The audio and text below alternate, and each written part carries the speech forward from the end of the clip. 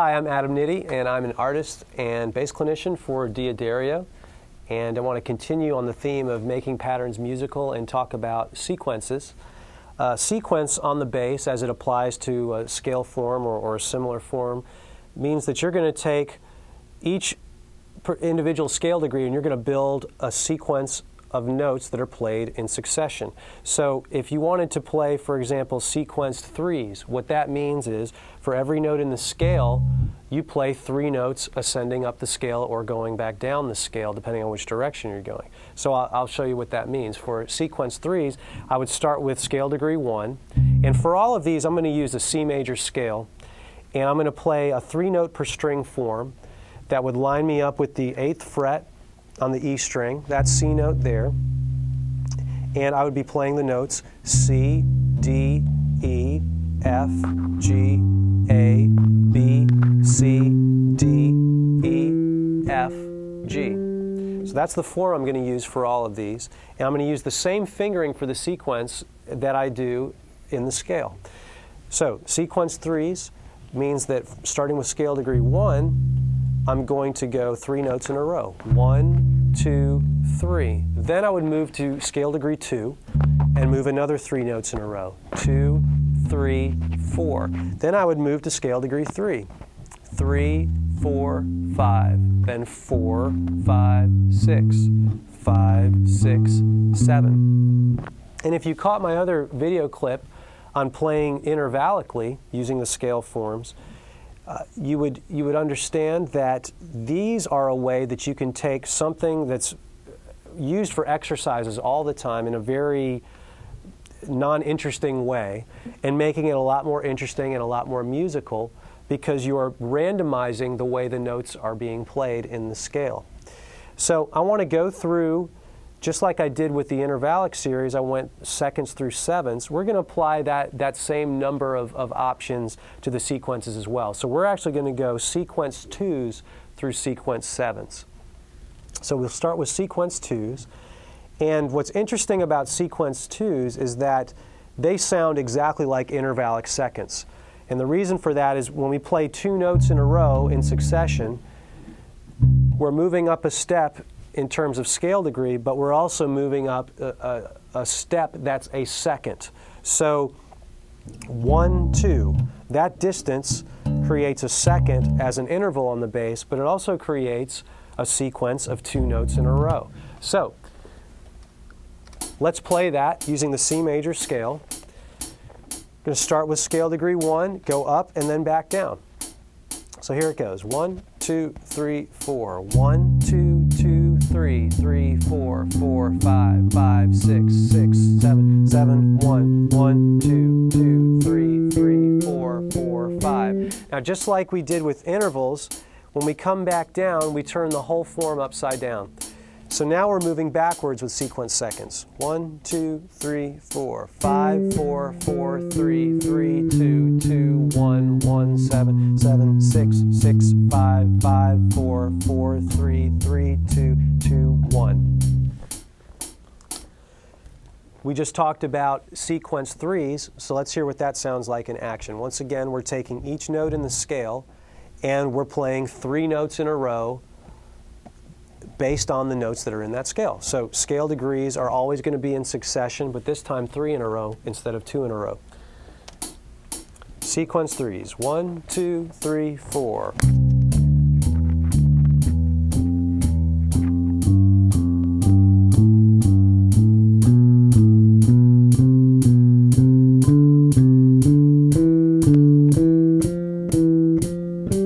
As with the others, when we get to the top, we turn the whole thing around. This is the descending form. 1, 2, 3, 4.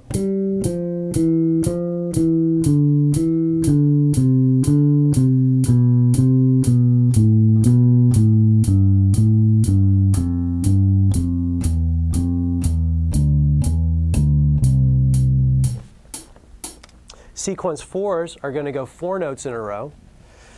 1, 2, 3, 4 would be the first. Then from scale degree 2, 2, 3, 4, 5, 3, 4, 5, 6, and so on. This is what that's going to sound like. 1, 2, 3, 4. 2, 3,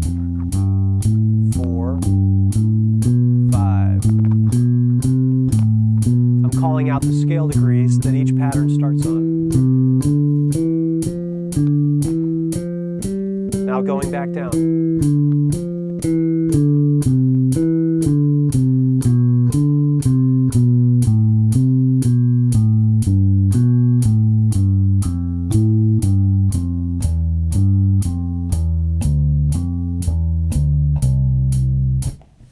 Okay. Sequence fives, add yet another note to the grouping. So now we're going 5 in a row. Now, if you have trouble keeping up with where your fingers are supposed to go on this, what I recommend you do is say out loud what the first scale degree of each sequence grouping is, and then follow it with the number of notes that's in the grouping. For example, with sequence fives, we have to have 5 notes in each grouping. So if I begin with scale degree 1, I could count 1, 2, 3, 4, 5. Then my next scale degree that I'm starting with is scale degree 2. So then I would say out loud 2, 2, 3, 4, 5. And that keeps my count straight within the pattern at all times. 3, 2, 3, 4, 5, 4, 2, 3, 4, 5, and so on. Here it is, played, just like the others. 1, 2, 3, 4. 1, 2, 3, 4, 5. 2, 2, 3, 4, 5. 3, 2, 3, 4, 5. 4, 2, 3, 4, 5. 5, 2, 3, 4, 5. 6, 2, 3, 4, 5. 7, 2, 3, 4, 5. 8, 2, 3, 4, 5. Come back down. 1, 2, 3, 4.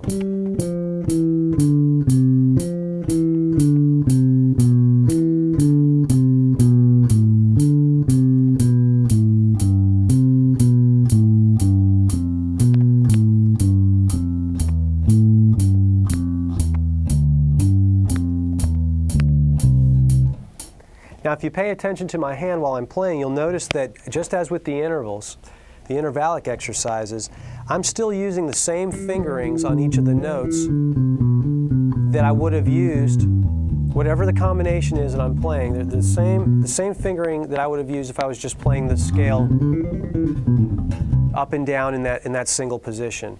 That is going to really reinforce your dexterity on the instrument, and it's going to help you to play consistently across the board, regardless of what position you're in, playing up and down the neck. So get into the habit of in the practice shed anyways, staying very aware of your fingerings, and on the gig, don't worry about anything like that. You really shouldn't be in a performance situation thinking about technical issues. You really want to play inspired and do what feels natural in that setting.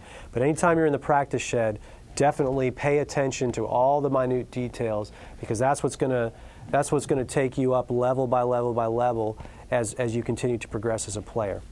The next sequence in line would be sequence 6s. So of course that's going to be 6 notes in a row. 1, 2, 3, 4. 1, 2, 3, 4, 5, 6. 2, 2, 3, 4, 5, 6. 3, 2, 3, 4, 5, 6, 4. 5,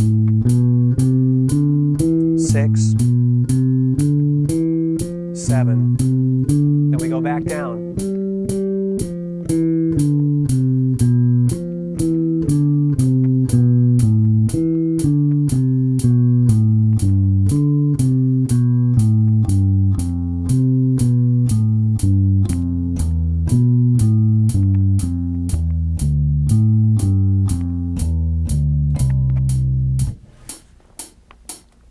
And the last one in the series is sequence 7s. So just like the others, 7 notes in a row.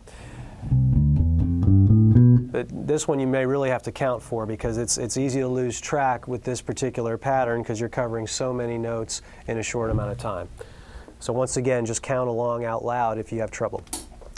1, 2, 3, 4. 1, 2, 3, 4, 5, 6, 7. 2, 2, 3, 4, 5, 6, 7. 3, 2, 3, 4, 5, 6, 7. 4, 2, 3, 4, 5, 6, 7. 5, 2, 3, 4, 5, 6, 7. 6, 2, 3, 4, 5, 6, 7. And back down. 2, 3, 4, 5, 6, 7. 4, 2, 3.